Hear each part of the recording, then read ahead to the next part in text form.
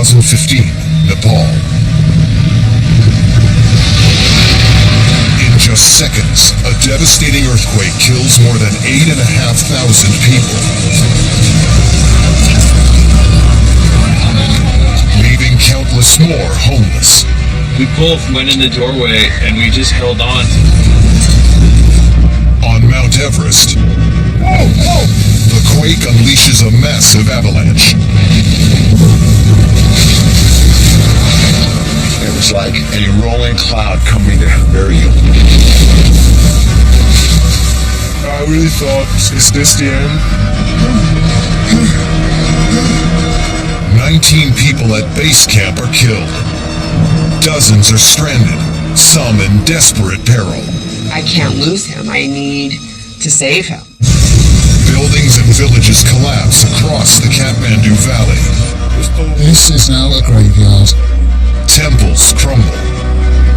Just weeks later, there is a massive aftershock. With personal footage from survivors, we tell the story of how they escaped from the mountain of death. I've never been more thrilled to see my children. We reveal the science behind this deadly force. We ask why so many buildings collapsed, and whether such a disaster can be avoided in the future.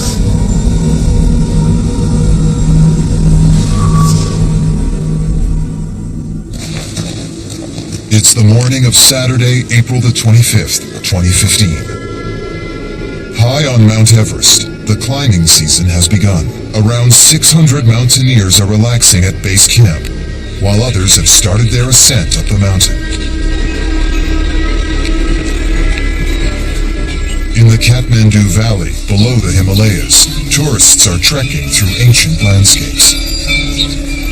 Nepal is a spiritual country, the birthplace of Buddha, and home to hundreds of Hindu temples and cultural treasures.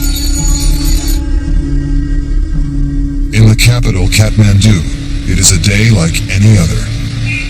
The vibrant city throngs with people going about their daily lives. Then, at 11:56, everything changes. The earth begins to shake. An earthquake measuring 7.8 sends powerful shockwaves across the country.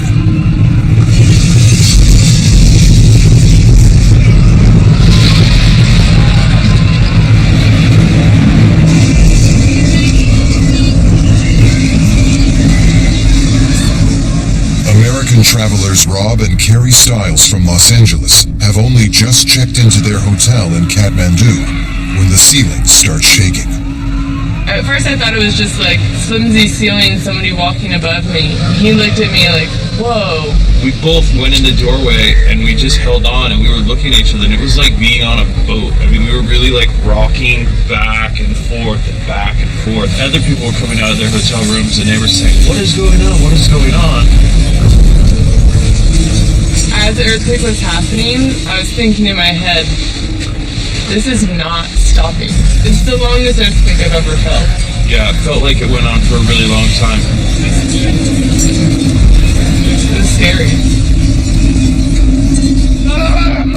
A pair of local teenagers are filming for their YouTube channel.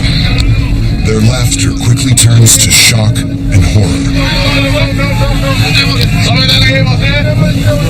As the quake starts, they find themselves with their cameras at the heart of the disaster. Then I realized the ground was shaking and I just picked up my camera and I walked through the city.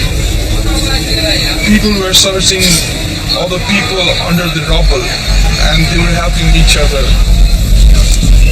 I just saw bricks and bricks all over the places. Homes and businesses are destroyed. Thousands of people have lost their lives. Untold numbers are injured.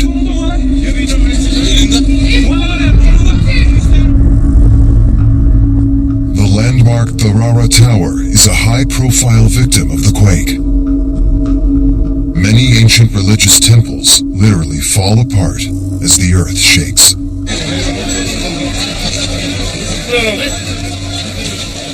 I feel this is now a graveyard. This is where we played. This is where we grew up. Seeing all these temples destroyed, I feel so depressed. The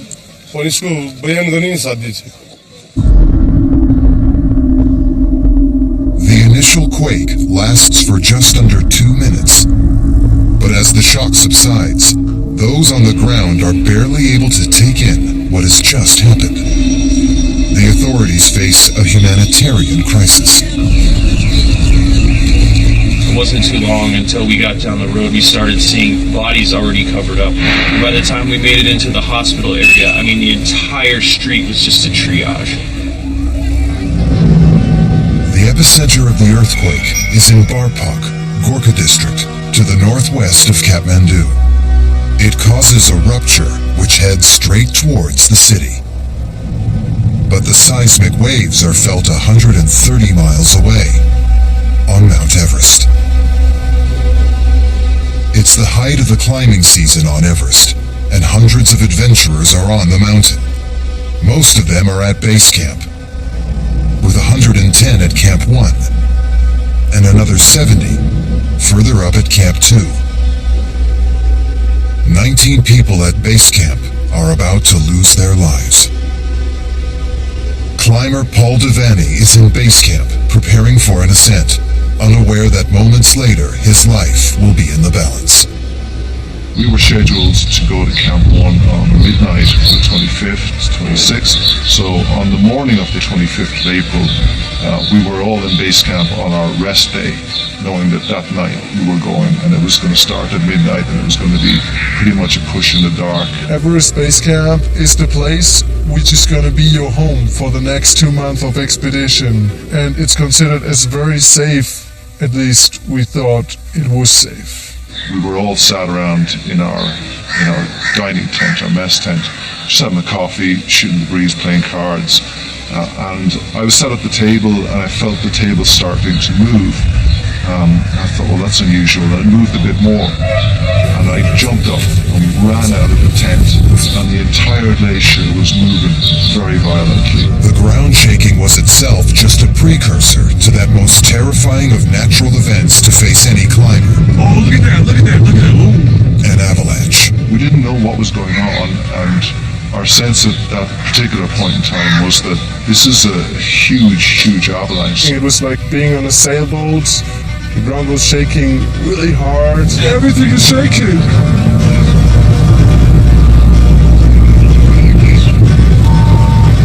The whole ground is shaking. And then suddenly I saw people running away. And I turned around and I saw this massive tsunami made of ice coming towards us. It was hard to make out where the wall stopped and where the grey sky began. It just seemed to be as high as we could see and travelling at incredible speed, and it just kept coming. Our only option available to us at that point was to jump into the tent we'd come out of.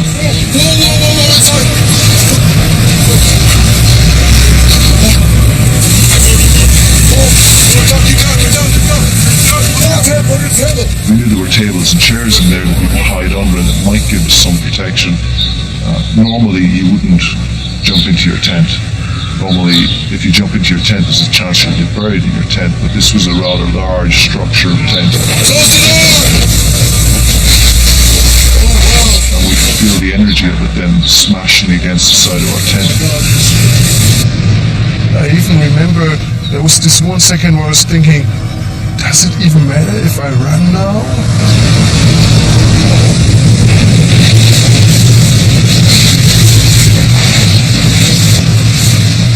But then I decided, just throw yourself behind something, get your head down, and we ended up laying behind a tent.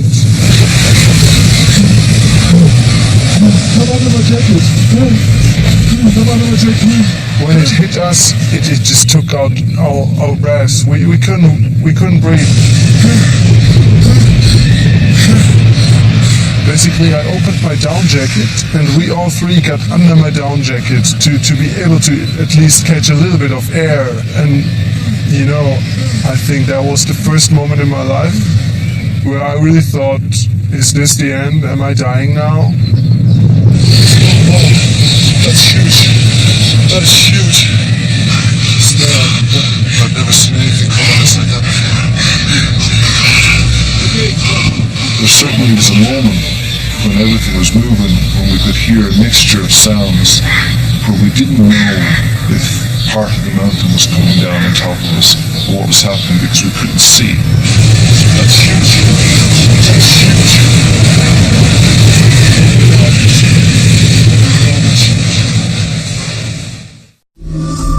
On the 25th of April 2015, an earthquake of 7.8 magnitude strikes Nepal, causing a massive avalanche on Everest.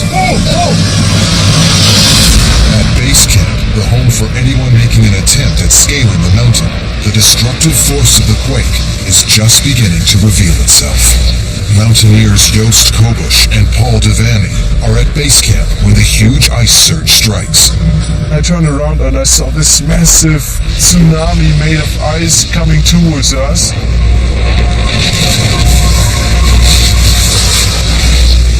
Traveling at incredible speed, and it just kept coming. You okay?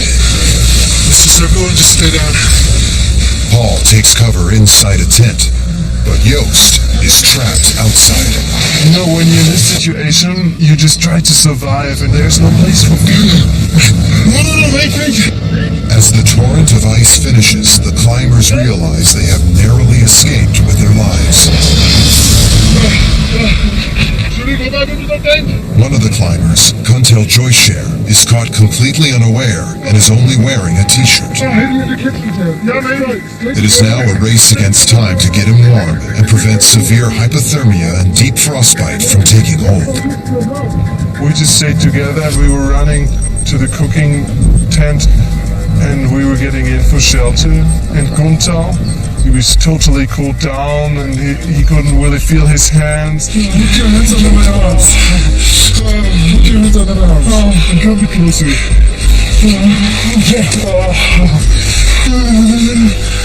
Can someone hand warmers or something? I had warmers in my tent. If you can. Okay. Try to stay warm. He was telling me the moment when he got hit, he thought he's probably gonna lose at least his hands if he's gonna make it out, because he couldn't feel them at all. There was a nice cover on everything. And then I went out to catch hand warmers to our Kuntal.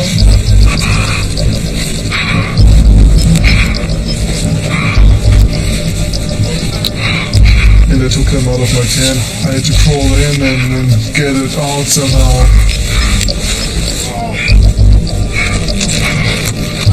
Excuse me.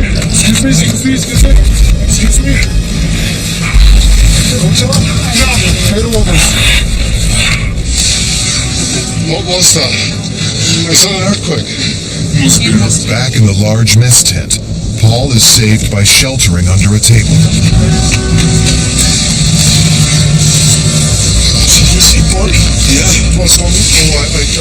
But they quickly realize that not everyone has been so fortunate to escape unscathed. What the hell is this?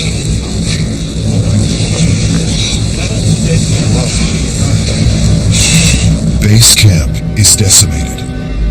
The ice avalanche obliterates vast swathes of the tented community that has been home to around 600 people.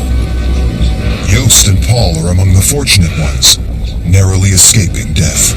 We were only maybe about 50 meters outside of our camp when we started to see the extent of the destruction. It was like something, maybe a combination of a tornado zone and a plane crash, because we could see personal effects everywhere. It's just a mess. It was like a battlefield. And then within a couple of minutes, the radio started to crackle, and our guys, our Sherpa, got a call to say that there was help needed.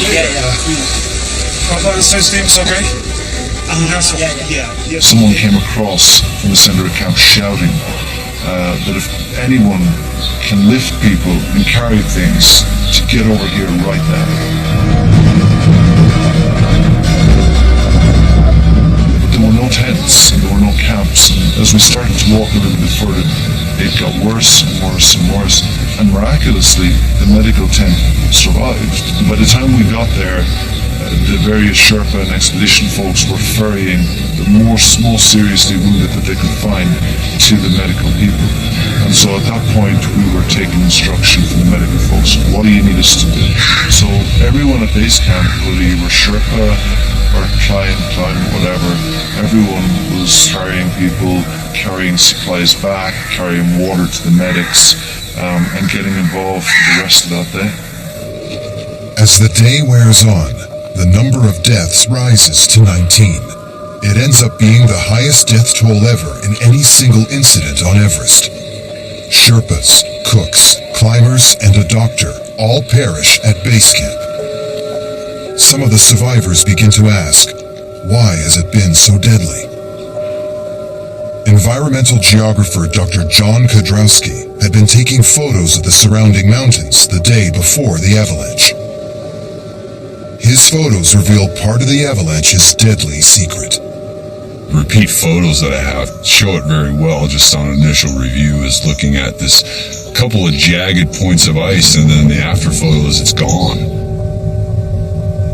John Kodrowski's photos reveal that the earthquake causes huge blocks of glacial ice to break off and plummet down the sheer cliff face.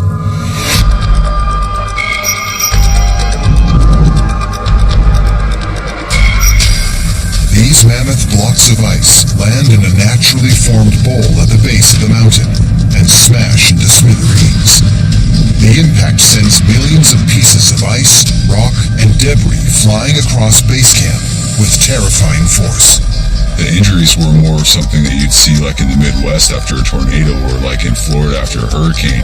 People getting physically picked up and tossed for hundreds of yards and then getting hit by rocks. There was a man impaled by a tent pole that I witnessed. So there was these really strange injuries that you wouldn't normally see in an actual avalanche. So it's a totally different type of avalanche.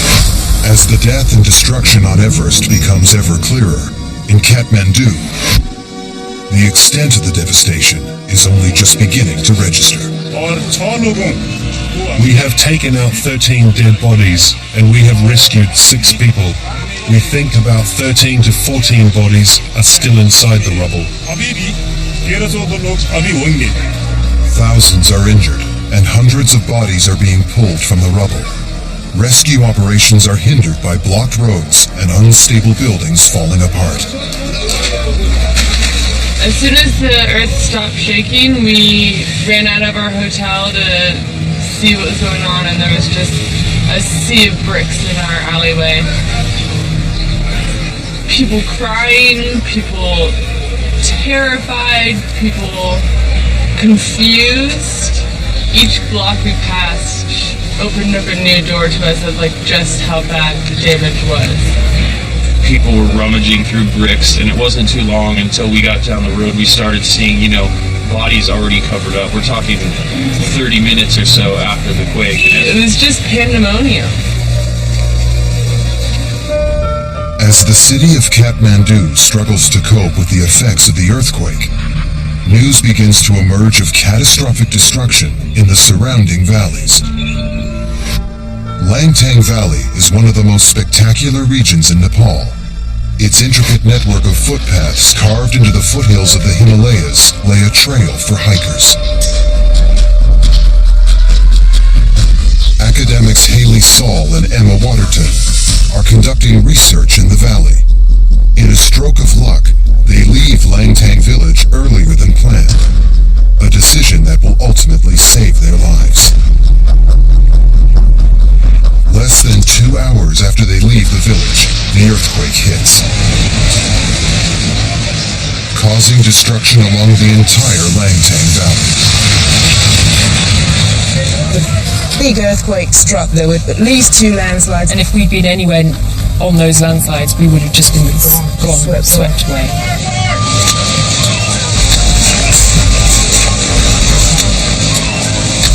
I remember the moment on the landslide when I'd fallen over and there was stuff coming down, just going, we're dead. we saw the cliff face opposite us just shear away. Suddenly, the beautiful mountains that you've been looking at before were sending enormous boulders at high velocity down that was going to kill you. Felt like we're in a film, Armageddon, or where that sort of scale of destruction. The earthquake triggers a series of catastrophic landslides. Over half a mile of hillside plummets into the valley.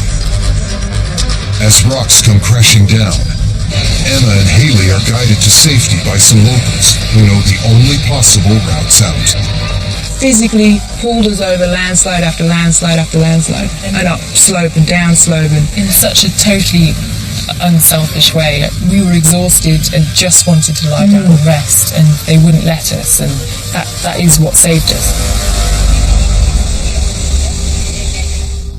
As the dust settles, the full scale of the tragedy is revealed. Across the valley, countless buildings have been flattened. Their village is gone. So many villages were just reduced to rubble. The death toll will run into the thousands. My mom and my brothers and whole villages, and they lost everybody, they lost them. The village of Lang Tang that Emma and Haley had left earlier that morning is buried in its entirety. A mountain village with 55 hotels and guest houses, popular with mountain trekkers, is wiped out of existence. Back in Kathmandu, it's the colossal power of the earthquake itself that directly causes the destruction of so many buildings. But why do some of these buildings remain standing, while others are destroyed in seconds?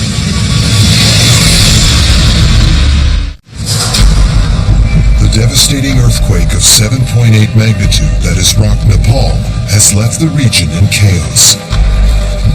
There are over 8,500 dead, more than 16,000 injured, and nearly 500,000 homes destroyed. Nepal has been hit by many earthquakes in the past, but why? For geologists, the answer lies 10 miles beneath the surface of the Earth.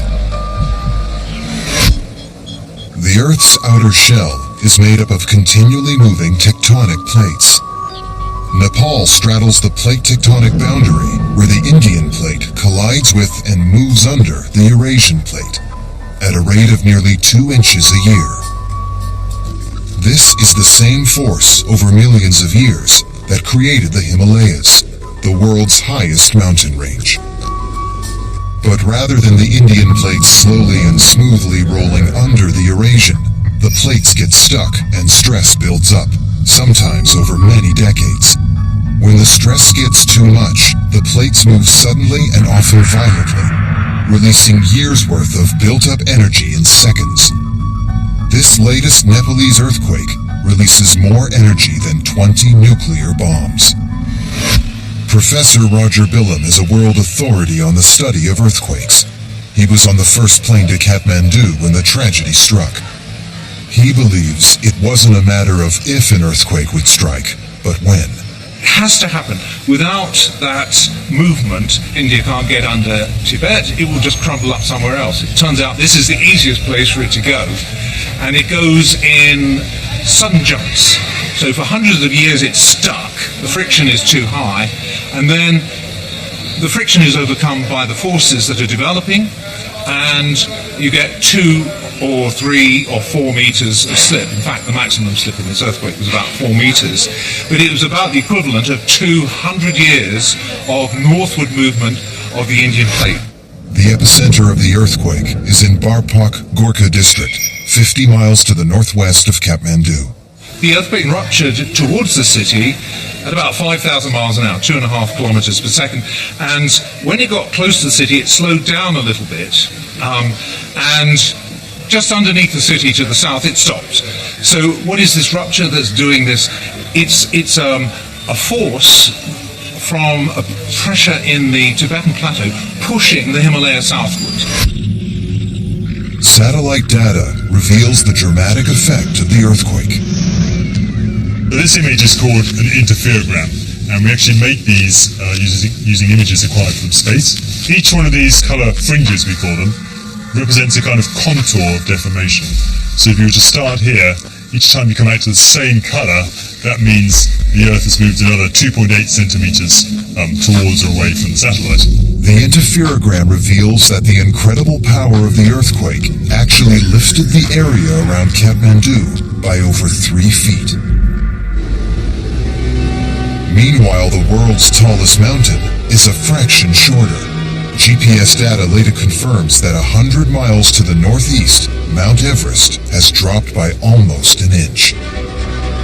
The effects of the quake are catastrophic.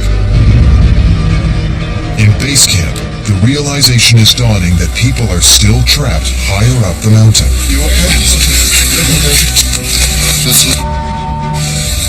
That's big. So many people came on today. Yeah. So many people came on. Not good. You didn't know the full extent of it because there were people up in camp that you thought maybe were down, and so it was sort of scary. People were missing, and you didn't know if they were dead or if they were above camp.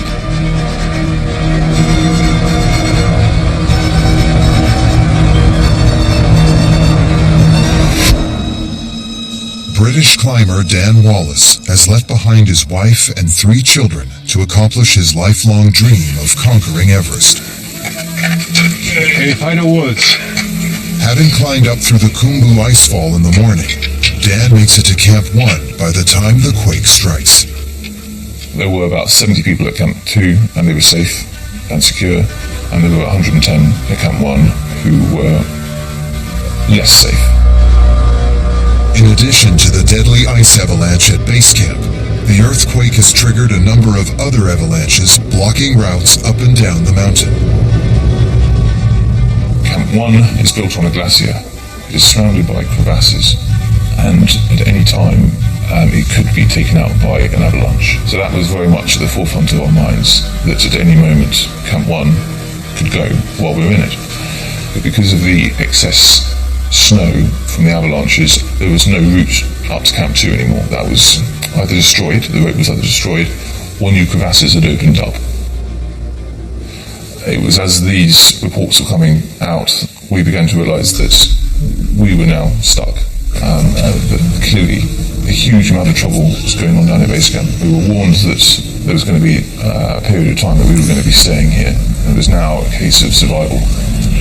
Sitting in my tent thinking, how have I got myself into this position, leaving behind me my wife and my children, and all I could think about was how foolish I felt that all those people had said it was a silly expedition to go on were right, and I'm sitting here with no control, and it was the lack of control that adds to the fear.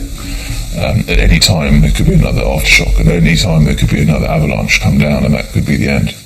While Dan is stranded in Camp 1, further up the mountain are father and daughter team from Utah, Randall and Haley Erkenbrack. Having previously been to base camp, they have now returned to conquer the summit, something 59-year-old Randall has dreamed of since childhood. They are an hour's climb below Camp 2 when the quake strikes. It was terrifying. I seriously thought I was done. Like, my life is over right here. The guys I was with said, don't look back. I looked back, and it was like a rolling cloud coming to bury you. They survive the avalanche, but as they reach Camp 2, it becomes obvious that there is something seriously wrong with Randall. When I hit Camp 2, I was extremely exhausted. It was one foot after another, just trying to get there so I could recover. He stumbles in and it kind of like collapsed on the ground, throws his backpack, and he's like, I can't breathe. Randall is suffering from high-altitude pulmonary edema, which is fluid accumulation in the lungs. It is the highest cause of death related to high-altitude exposure. Without enough oxygen in his blood, his body is starting to shut down.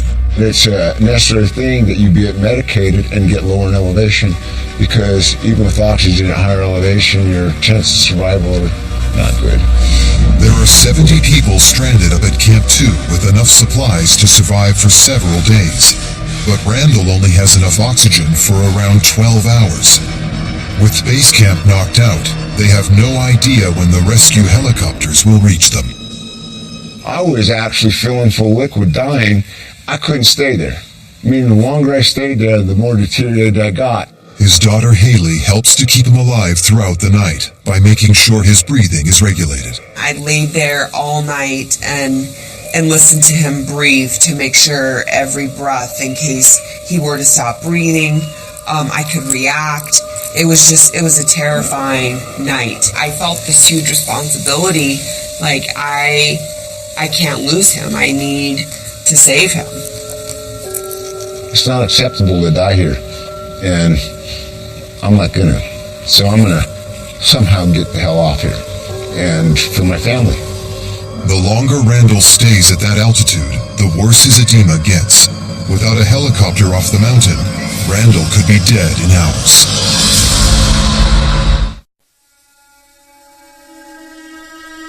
On Mount Everest, base camp has been devastated by an ice avalanche, killing 19 people, including a teenage Sherpa, a 61-year-old filmmaker, and a Google executive. American climbers Randall and Haley Erkenbrack are stranded at Camp 2. Randall has high-altitude pulmonary edema, a dangerous buildup of fluid on his lungs. His daughter Haley has spent the night trying to keep him alive. She, during the night, kept me breathing. I didn't know at that point that they were even trying to get a helicopter to get me off. I was just trying to survive the night. They need to get down quickly to get Randall to safety. But avalanches and aftershocks have knocked out the essential ladders and rope systems along the Khumbu icefall, their only route down to base camp. Helicopters are the only lifeline. Haley and the other crew got my gear, helped me put my shoes, and walked me a couple hundred yards to where they'd made a makeshift helicopter pad on ice, and we sat on a bag and waited. After an anxious wait, a helicopter arrives and begins the perilous journey to get Randall down to a safer altitude and urgent medical care. The pilot was very brave. He was going along the side of the mountain, Everest, trying to watch the mountain circle, and finally we got to base camp. The next morning, helicopters were working all of the time, getting the seriously wounded out first. But flying helicopters in the Himalayas is a dangerous business. Because of the thin air, rotors don't create as much lift, meaning they cannot carry very much weight. 180 stranded climbers had to be rescued 2 by 2. The helicopters are on their absolute limits. They're really struggling to go up. The rest of the day became a massive exercise of evacuation. It's a constant rotation of helicopters. Every 15 minutes you could see helicopter going up or down.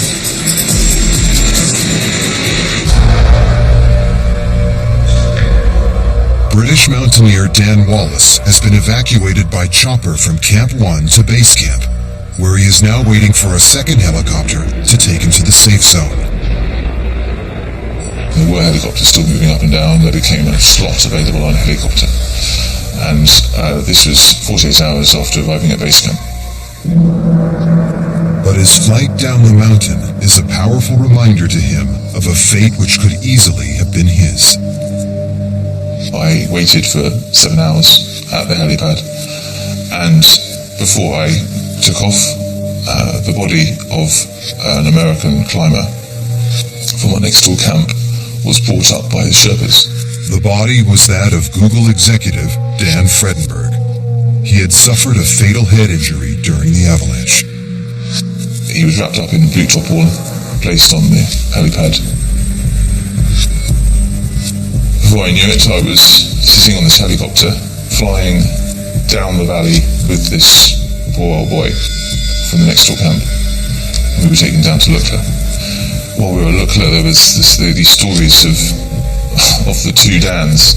I'm Dan, he's Dan, and there was this helicopter that came down with the two Dans in it. We're 2 years apart in age, no difference between us. I could have dived one way, he could have dived the other. and one of us survived, one of us didn't.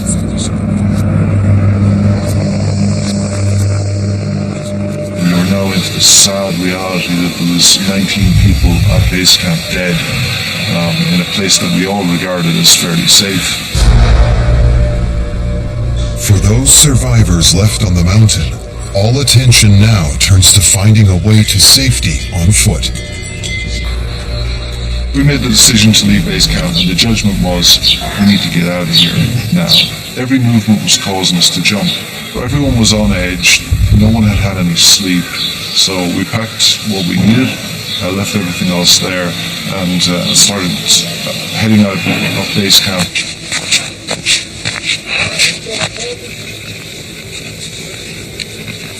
But as they begin their trek, they are unprepared for the scenes that lie below. On the way down, I already saw that it was much, much bigger. We were only a small part of it in Everest Base Camp, and I knew before, but that was the time when I realized that everything was just so much bigger. I didn't know how to feel about going to Kathmandu, to be frank, because what we experienced was a kind of a little microcosm of the bigger tragedy that was going on in the country, and we were aware at that point, that there was 5,000 plus people dead. And we were aware that quite a lot of that number was in the Kathmandu Valley.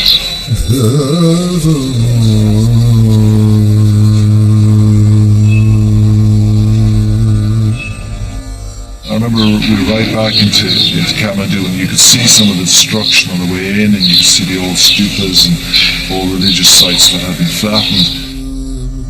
The earthquake has not only caused a tragic loss of life, it has also obliterated centuries of culture. Buildings were missing, there were walls which were not there anymore, and I think the worst was when I later on drove with a friend to Derby Square. Last year I've been to Derby Square. It's beautiful. It's very nice to be there, and this year it was only bricks left.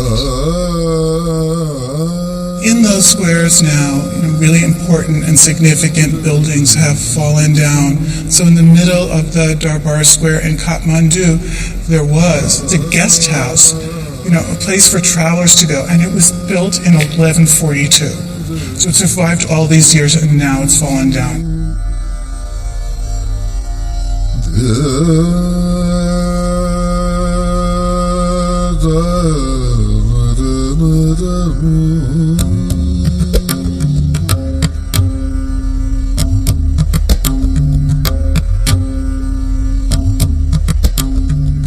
Nepal is the birthplace of Buddha and was awarded UNESCO World Heritage status for 4 regions, making it one of the most culturally significant places in the world. One of the things that's really extraordinary about the Kathmandu Valley is that it's really quite a small valley. It's around 200 square miles, the same size pretty much as Los Angeles, but it's dense with ancient and medieval and living sites. People in Nepal today go to these World Heritage sites, which constitute city streets, urban fabrics, Hindu temples and Buddhist shrines. They go there every day, either to worship or to hang out or to go shopping. They're very much a part of people's lives. And these have pretty much remained untouched. It's not heard of in other places. The Kathmandu Valley was pretty much closed until 1951. And the only way to get into the valley was by foot. Our culture is like when you are born, right? You follow the culture until the death. To perform all these cultural traditions, one has to go to the temple. Behind the rituals, that is all about the God. Where do the gods live? Gods live in the temple. On April 25th, in less than 2 minutes, centuries of history and culture are reduced to rubble.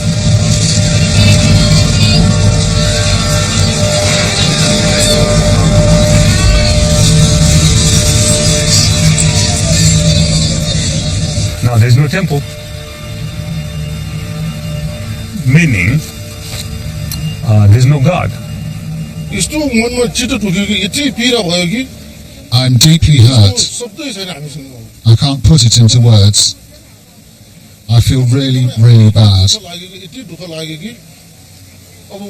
I don't know how I will heal. But the people of Nepal are about to be dealt another blow. This time in the form of a powerful aftershock, which will again cripple the region. May 12th, 2015. 2.5 weeks after a 7.8 magnitude earthquake hit Nepal, a massive 7.3 aftershock rocks the Kathmandu Valley again. The epicenter is close to the border of Tibet. In a cruel twist of fate, the worst damage is done in the same valleys devastated by the first quake. The already overstretched rescue services have to travel even further afield to even more remote areas. The world rallies to help Nepal, sending aid relief and rescue workers. But the tragedy takes even more lives.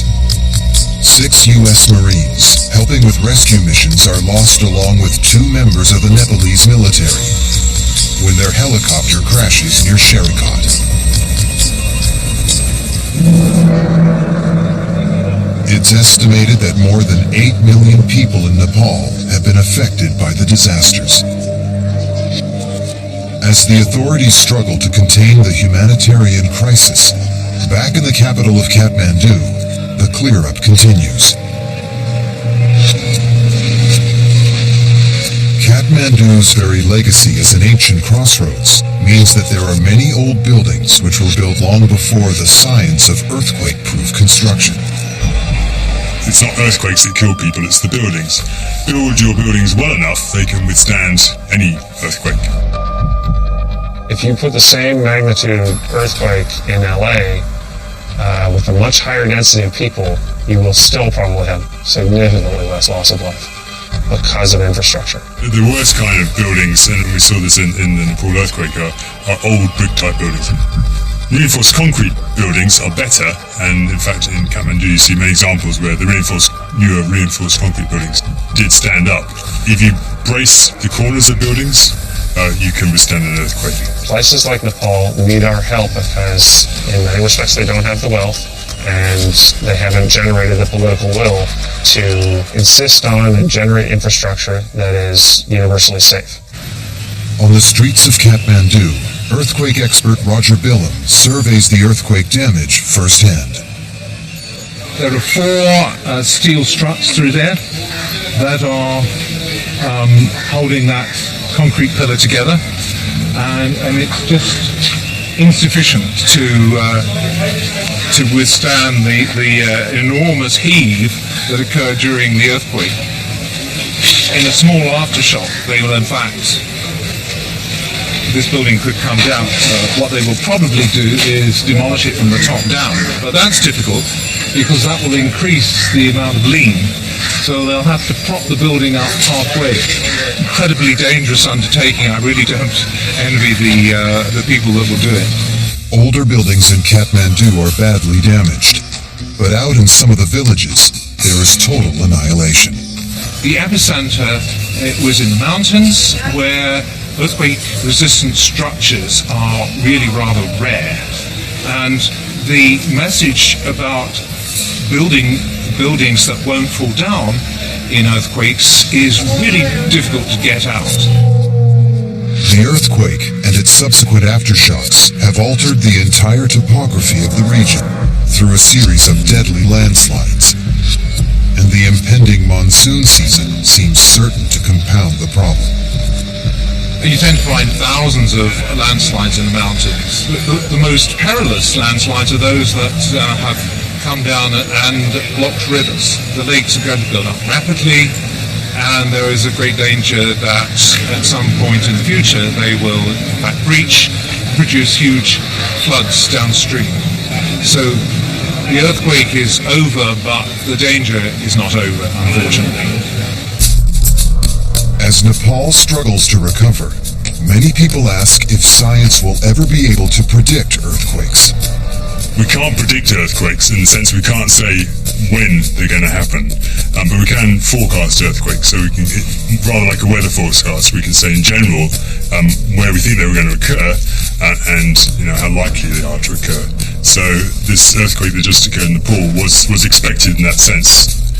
So you have small earthquakes occurring particularly on the plate boundaries all the time, and that already gives us an indication of where friction has built up enough to cause earthquakes. A global network of GPS stations monitors the constant movements of these plates. Although scientists can broadly forecast earthquakes likely to hit in the future, it's of little comfort for the Nepalese people dealing with the effects of the Gorkha earthquake right now. Those lucky enough to escape have time to reflect. The people of Nepal have suffered greatly. Their homes are gone, family members are gone. So this is really about Nepal. I got a lot to be thankful for. I'm very thankful that I'm going home one piece. For Dan, seeing his children again brings into stark relief the 8 children left behind from the deaths of his 3 Sherpas. I've never been more thrilled to see my children in my life than when they walked in through the door.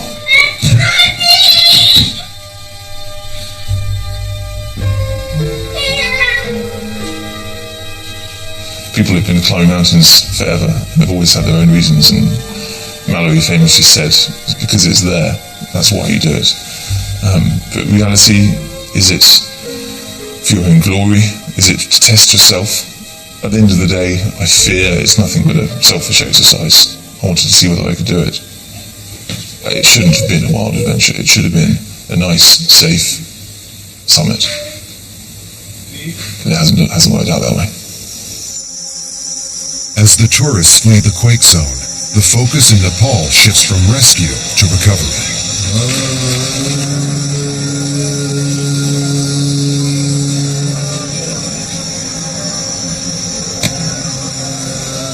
The Nepalese repeat the centuries-old cycle of rebuilding and regenerating after a major earthquake. Faith and spirituality come to the fore as the dead are remembered. So I just like to request to all of you to pray for our Nepal to save, to all Nepalese. But one thing is certain. One day there will be another earthquake in Nepal. It's not if, but when. Well, if we consider human timescales, we should expect the same pattern of earthquakes throughout our lives, throughout our children's lives, throughout our children's lives. For the length of human imagination, we will have the same earthquake patterns. There will be regular earthquakes along the Himalayan front of this size and greater.